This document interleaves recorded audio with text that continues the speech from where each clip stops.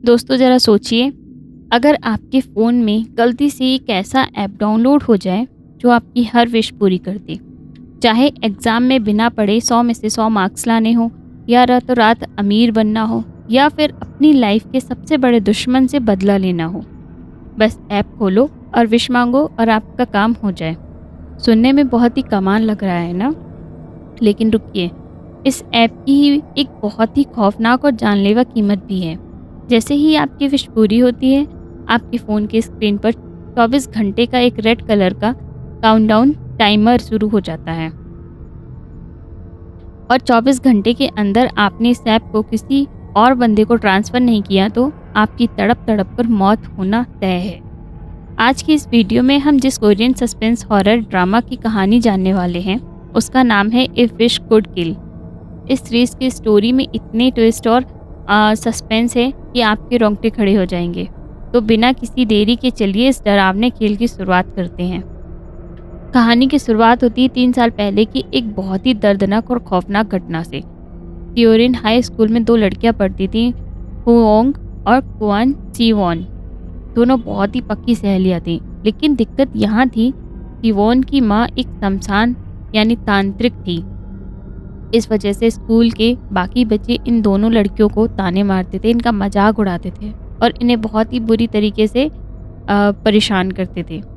रोज़ रोज़ के इस mental torture से तंग आकर हुओंग का दिमाग पूरी तरीके से खराब हो चुका था।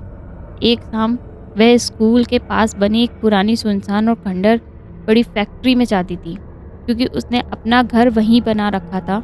जो शिवॉन की माँ थी, वो मतलब अलग जो तांत्रिक वो करती थी, वो उससे चिढ़ती थी, तो वो उसके घर नहीं रहती थी, तो वो वहाँ पे एक खंडर फैक्ट्री में उसने अपने रहने का ठिकाना बना रखा था।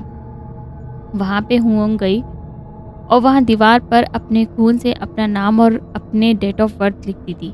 फिर वह अपना मोबाइल निकालकर एक वीडियो रिकॉर्ड करना शुरू कर दिया।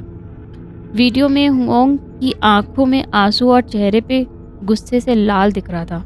वह कहती थी, मुझे एक ऐसा तरीका मिल गया है जिससे मेरी हर एक इच्छा पूरी हो सकती है, और मेरी विश बहुत सिंपल है। मैं चाहती हूँ कि जिन लोगों ने मुझे सताया है और मेरा मजाक उड़ाया है, वो सब तड़प तड़प कर मर जाएं। इतना बोलने के बाद तुरंत ही हुओंग अपने चाकू से गला काटकर अपनी जान दे देती है। तब उसकी बेस्ट फ्रेंड शिवॉन को इस बात का पता चलता है, तो वो गुस्से से और बदले की आग में आधी हो जाती है। शिवॉन अपनी माँ की तांत्रिक किताबों और खूनी शक्तियों का इस्तेमाल करके एक भयानक इच्छा मांगती है। हुओंग की नफरत और शिवॉन की तांत्रिक श्राप के मेल से जन्म लेता है एक डिजिटल वायरस, ग्रीगो ऐप। अब कहानी 3 साल आगे बढ़ती है और हमें सियोरिन हाई स्कूल के नए स्टूडेंट से मिलाती है।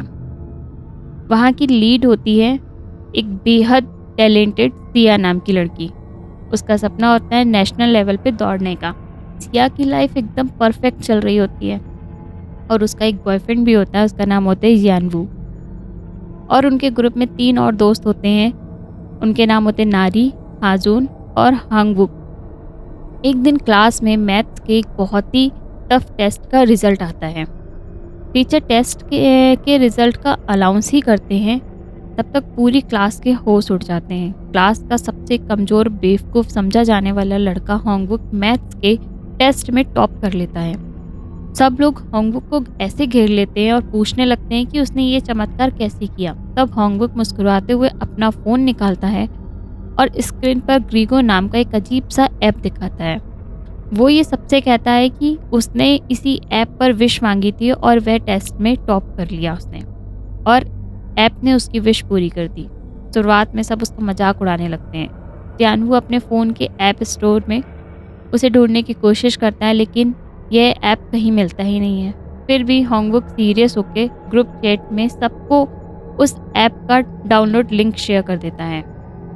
होंगवुक को लगता है कि उसके अपने दोस्त भी उसे नीचा दिखाते हैं और चिपकू समझते हैं।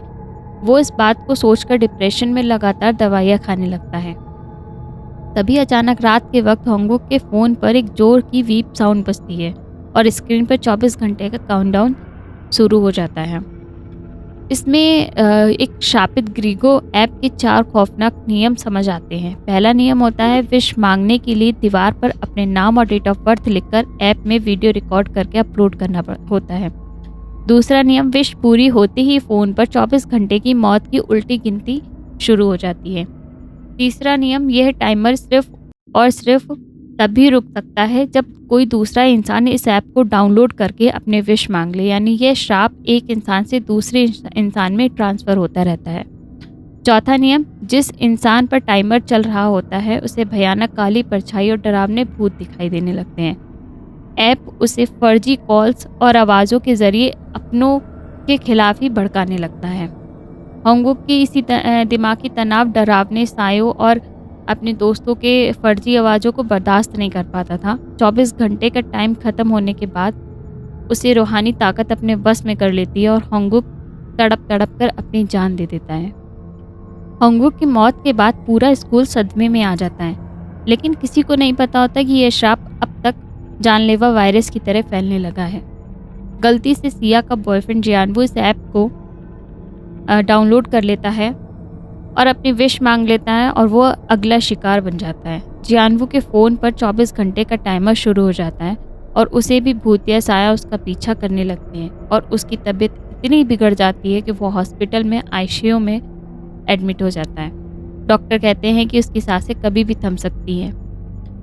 सिया अपने बॉयफ्रेंड को अपनी आंखों के सामने मरता देख सिया का दिल बिल्कुल टूट जाता है। जियानवू को बचाने के लिए सिर्फ एक ही रास्ता बचा था, इस खौफनाक श्राप को अपने सिर लेना।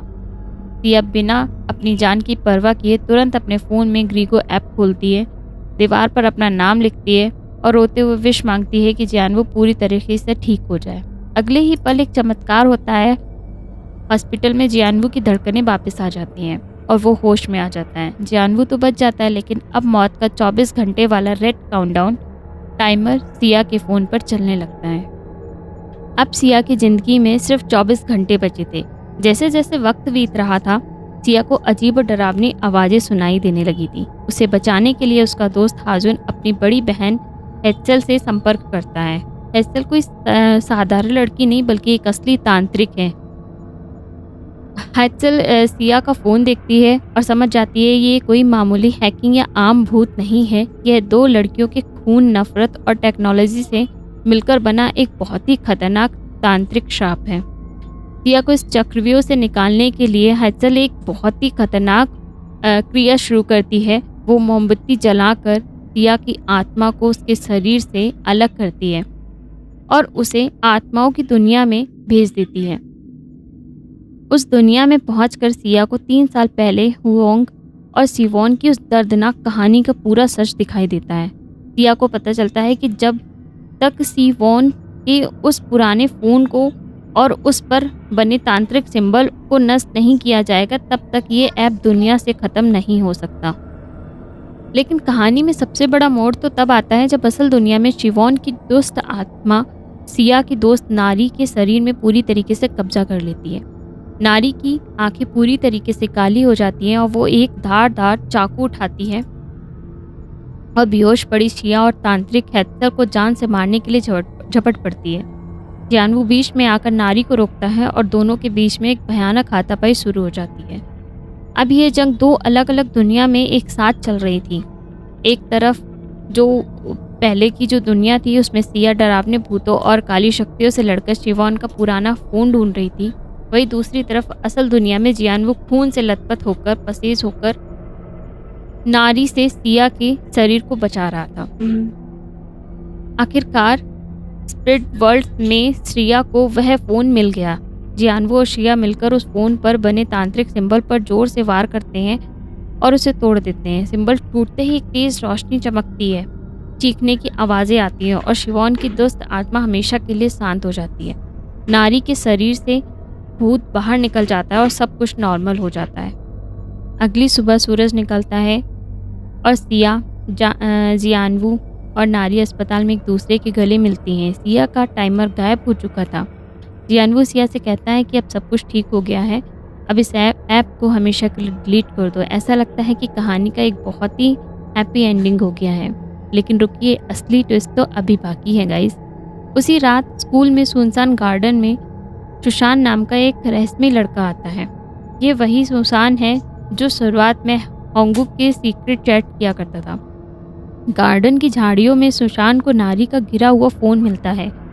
वो धीरे से फ़ोन उठाता है, उसके स्क्रीन पर हाथ फेरता है और स्क्रीन ऑन होते ही दिखता है ग्रीगो ऐप उस फ़ोन में अपने आप दोबारा इंस्टॉल हो रहा है। सुशांत के चेहरे पे एक बहुत ही खौफनाक और शैतानी मुस्कान आती है। वो दीवार की तरफ देखता है, जेब से पेन निकालता है और एक नई विश मांगने की तैयारी करने लगता है। और यहीं पर यह ड्रामा फिर एक बहुत ही डरावने सस्पेंस के साथ ख़त्म हो जाता है। कहानी का मैसेज ये सीरीज़ हमें ये सिखाती है कि असली राक्षस कोई ऐप या मोबाइल फ़ोन नहीं था, बल्कि इंसानों के अंदर भरी जलन, गुस्सा और बदले की भावना थी। जब तक इस दुनिया में लोग दूसरे से जलते रहेंगे, बुरा सोचेंगे, एक छोटा सा लाइक ज़रूर करें और अपने सभी दोस्तों के साथ शेयर करें और सब्सक्राइब करना बिल्कुल ना भूलें। मिलते हैं एक नई वीडियो में एक रियल स्टोरी के साथ। तब तक के लिए बाय बाय।